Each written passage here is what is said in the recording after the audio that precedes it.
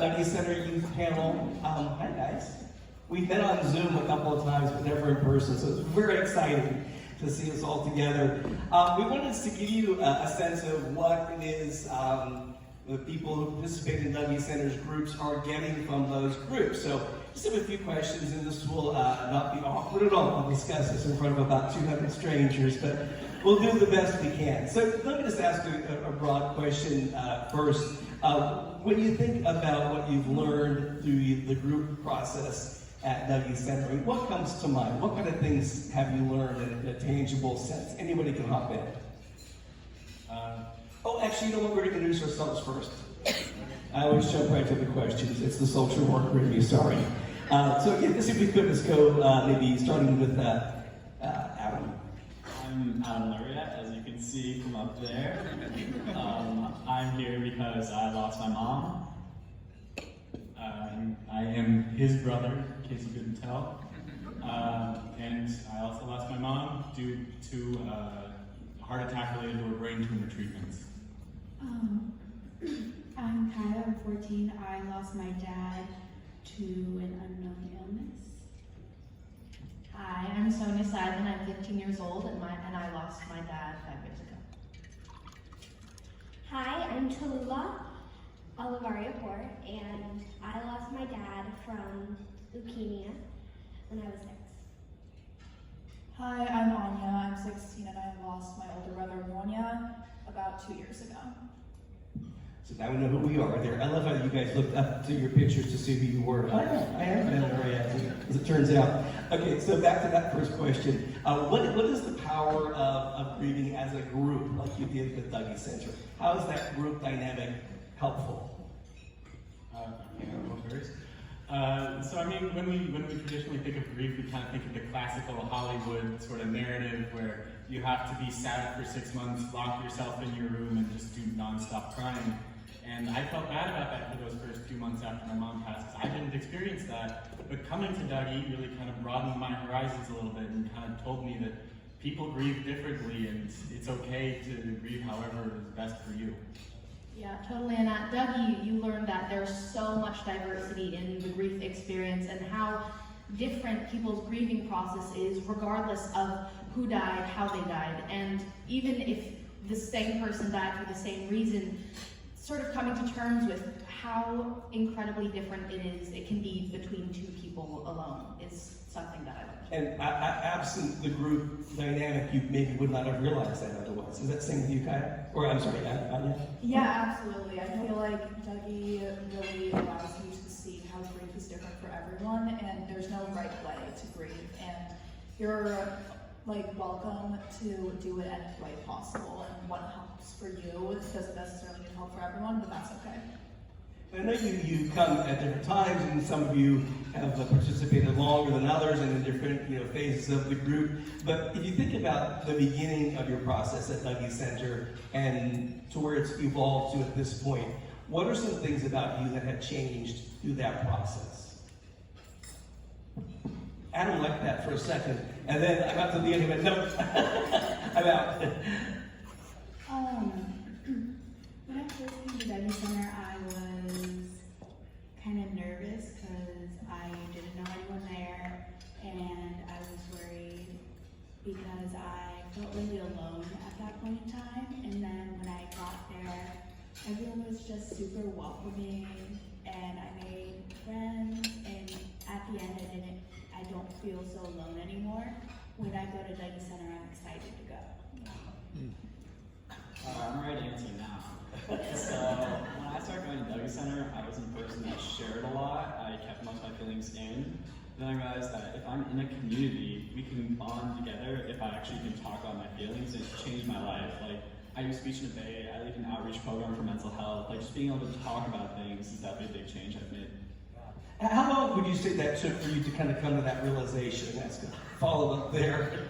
I'm still coming to the realization. It's been a process. Like, it's gradual. Like, the more you start to talk about things, the more the easier it becomes,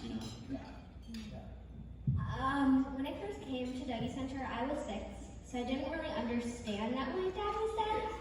So all the people in my group were about the same age as me, and over the time I've been at Dougy Center, it has evolved into a new type of grief, and the realization that my dad's not going to take me down the aisle when I get married, and that someday I'm not going to have a dad, and I'm going to be with people who have dads, and that's hard, but now I feel like I've really learned and my grief has changed.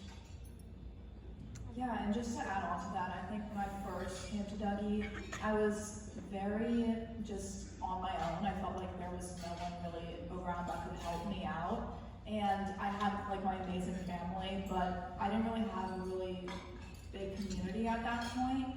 And I think Dougy Center helped me realize that there's still hope in life, and just because my brother's life was cut short doesn't mean that my life needs to be cut short.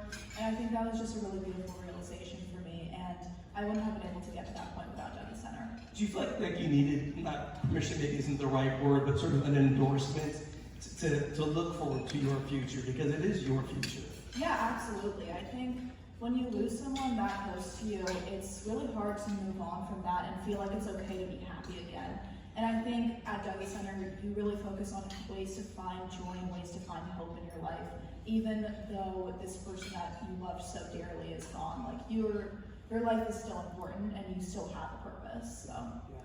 I think most of us, when we conceive like of the group process, we sort of picture a room with maybe a dozen people sitting together, and it's just talking and talking and talking. But at Dougy Center, there are different activities. Like there's a music room, there's a theater room. I believe there's a room where you can splash paint. I just say get it out of your system. Have any of you used the other facilities there at Dougy Center like that? I've definitely spent some time in the music room. There's a ton of different instruments, and it's just sort of nice to like use that as an outlet. Music's always sort of been an outlet for me, and so to have that opportunity and the instruments available was really special.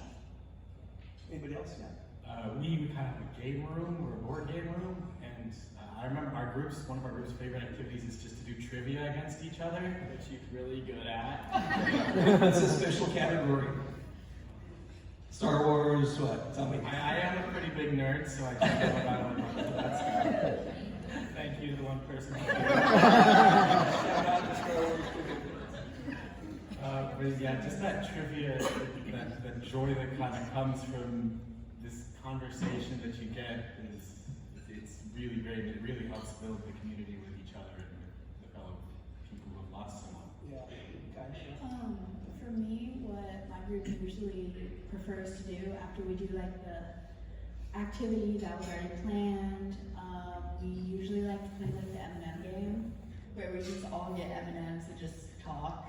Wait, how is that a game? And why haven't I been playing it? So we get popcorn for snack usually, and then we get an option between regular M&Ms and peanut M&Ms, or a mix of both. And then we have a box that has a bunch of questions in it. There's either one that was made by somebody at Dougy, or ones that people have written out that have been through what we have been. And we just pass the box around. We either have it an open question or just a question for one person. And we just eat M&Ms and talk. I love that. Are there things that you have learned through the process of dealing with your grief at Dougy Center that apply to other parts of your life that have nothing to do with grief? I definitely am someone who likes to talk a lot, and going to Dougy was a lot about learning how to listen to other people's experience and to not try and fix things, not try and find a solution for their grief, and really just being able to sit there and process with them and listen to people's stories that I wouldn't be able to hear anywhere else. Anyone else? That I can sit and sulk in my grief, or I can be a person, and I feel like I've taken that and applied it to other people and been able to comfort them more with my understanding of that. So when you lose someone, you become very aware of pain and grief, and also the healing process. And pain is a part of the healing process, but it's also kind of just that. It's a part of it. It's not all of it. So when you have to deal with pain in your life, you realize that it's part of healing, and it's also part of something much bigger that requires more emotions. It's something that you can really transfer into almost all parts of your life. Yeah, absolutely. I was also just going to add on to Sonia's point. I think the power of listening is something that many people don't really think of. Oftentimes we want to solve everyone's problems and we want to make things better.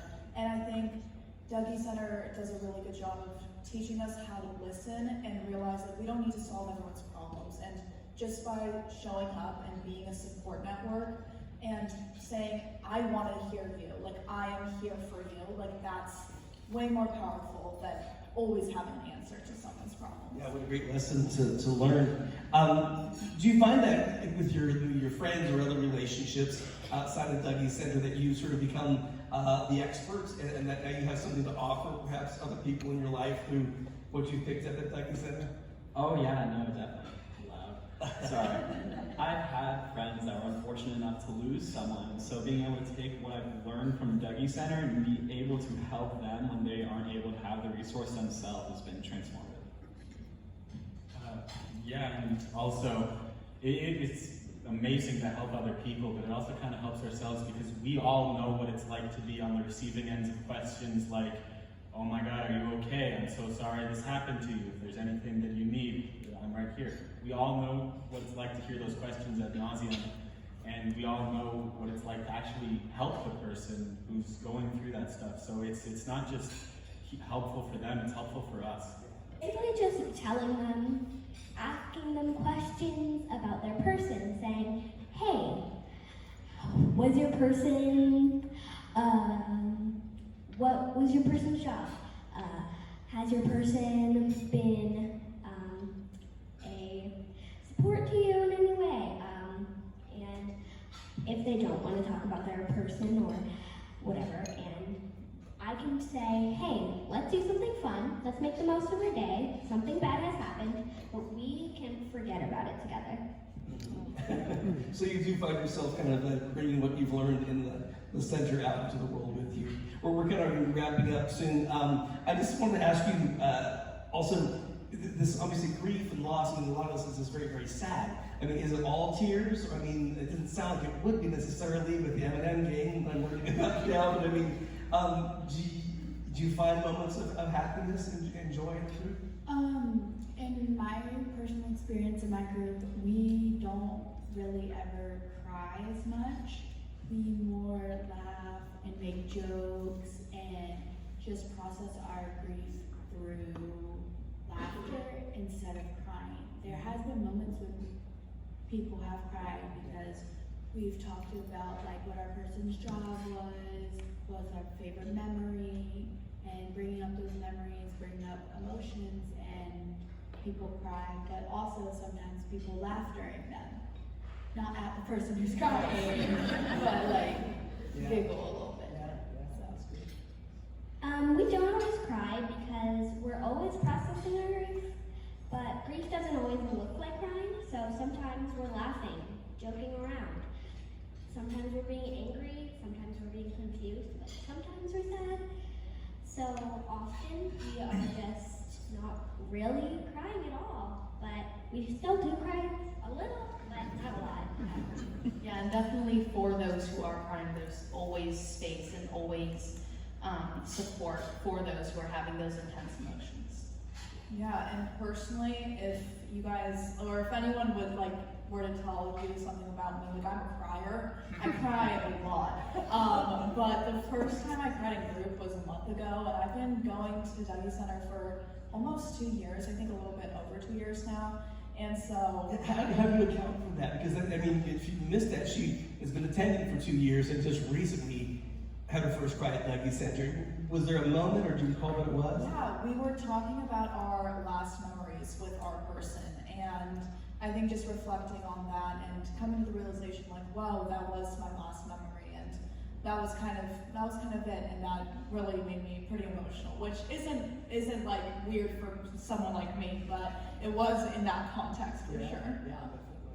I know we just had a brief moment to chat and kind of get a sense of what happens at Dougy Center. Is there anything else that we haven't mention that you feel like you want to share with us at this point for the wrap up? I would say that Dougy Center is a place for everyone and everyone's process, and it's been so wonderful to have sort of this community that is just right there ready to take you with open arms. And I highly recommend for anybody who's grieving or knows somebody who's grieving to reach out and give them to the Dougy Center. Yeah. Yeah. Just one more quick thing. I think the Dougy Center is so beautiful because I have been going to like my school for 3 years now, and I haven't met one person who's lost a sibling. I haven't been able to have that connection with my friends, and just the Dougy Center allows for you to have this at least like once every other week. Like you have these people who can at least understand this like formative part of you, and that's just so powerful. Yeah, I agree with that. None of my friends that I know of have been through a loss of a parent. That if they have, they haven't been really close to that parent. So just being at the Dougy Center and meeting people that have been through what I have been through, and having them actually be able to say that they understand, because I know that they understand. It's not just like someone being like, oh, I understand what you're going through, because that is not great, because, yeah, it explains itself. Yeah, and in terms of going to the Dougy Center, the hardest step is always the first one, because you don't necessarily have to be in a place where you're ready to cry in front of a bunch of strangers, but just going to those meetings and showing up and talking to these people, like that, the hardest step is the first one. Like just meeting these people will do so much good for your life. I know I wouldn't change a thing about it. All right.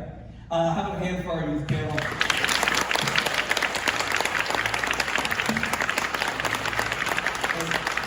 Yeah.